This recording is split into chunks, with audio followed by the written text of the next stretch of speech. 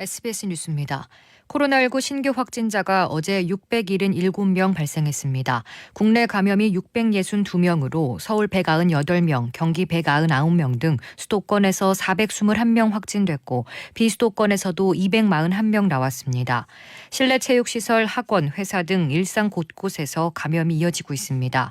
백신 1차 접종을 받은 사람은 모두 114만 8천여 명으로 집계됐습니다. 백신 접종 후 사망 신고는 2명 늘어 누적 사망자는 44명으로 백신과의 인과관계는 아직 확인되지 않았습니다. 이런 가운데 방역당국은 아스트라제네카 백신의 혈전 논란과 관련해 접종을 일부 중단시킨 가운데 내일 접종 재개 여부를 결정해 발표할 예정입니다. 코로나19 확산세가 좀처럼 꺾이지 않는 가운데 정부는 현재 거리두기 단계와 5인 이상 사적 모임 금지를 다음 주부터 3주 더 연장했습니다. 또 수도권과 부산 등 거리두기 2단계 적용 지역의 유흥주점과 단란주점 등 6개 업종에 대해 집합금지 조치를 내렸습니다. 또 12일부터는 모든 실내에서 마스크를 상시 착용해야 하며 실외에서도 2m 거리두기를 할 수 없거나 집회, 공연, 행사 등에서도 마스크를 항상 써야 합니다. 문재인 대통령은 모레 특별방역 점검회의를 열고 백신 수급 계획과 코로나 대응 전략을 논의할 예정입니다.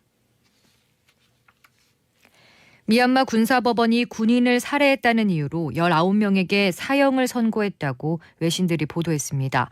외신 보도에 따르면 사형을 선고받은 사람들은 미얀마 군의 날인 지난달 27일 칼과 곤봉으로 군장병 2명을 공격해 1명을 살해하고 다른 1명을 다치게 한 혐의로 재판에 넘겨졌습니다.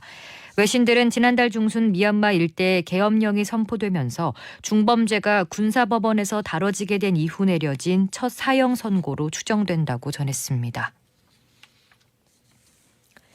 현지 시간 9일 오전 8시 40분쯤 카리브해 세인트 빈센트 섬에 위치한 스프리에르 화산이 40여 년 만에 폭발해 주민 16,000여 명이 긴급 대피에 나섰습니다.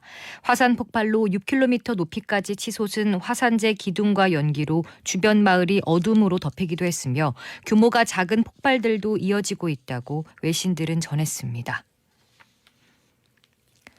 최근 1년 동안 서울에서 아파트 가격이 가장 크게 오른 지역 3곳은 노원구와 도봉구, 강북구인 걸로 나타났습니다.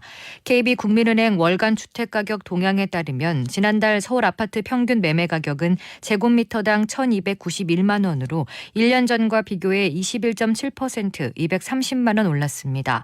가장 많이 오른 지역은 노원구와 도봉구로 상승률이 36.1%에 달했고 이어 강북구 30.1% 순이었습니다. 이 지역들은 중저가 주택이 많은 곳으로 지난해 하반기 강남권부터 집값이 오르기 시작하고 전세난까지 겹치면서 이른바 패닉바잉 수요가 몰리며 집값을 끌어올린 것으로 분석됩니다. 차량용 반도체 부족 사태로 현대차가 울산 1공장에 이어 아산 공장의 가동도 중단하기로 했습니다. 현대차는 차량용 반도체 수급에 차질이 빚어짐에 따라 그랜저와 소나타를 생산하는 아산 공장의 가동을 12일에서 13일 중단한다고 밝혔습니다. 앞서 아이오닉5와 코나를 만드는 울산 1공장은 지난 7일부터 휴업에 들어간 상태입니다. 오늘은 전국이 대체로 맑고 오후 한때 구름이 많겠습니다. 낮 최고 기온은 서울 18도, 대전 20도, 광주 20도, 대구 18도 등 전국이 13도에서 20도로 포근하겠습니다. 미세먼지 농도는 전국이 좋음에서 보통 수준을 보이겠습니다. 일요일인 내일도 전국이 대체로 맑겠습니다. 아침 최저 기온은 전국이 2도에서 10도로 쌀쌀하겠습니다. 기상청은 다음 주 월요일과 화요일에는 전국에 비가 내릴 것으로 예보했습니다. 서울의 현재 기온은 17도, 습도는 34%입니다. 주시은입니다. 뉴스를 마칩니다. SBS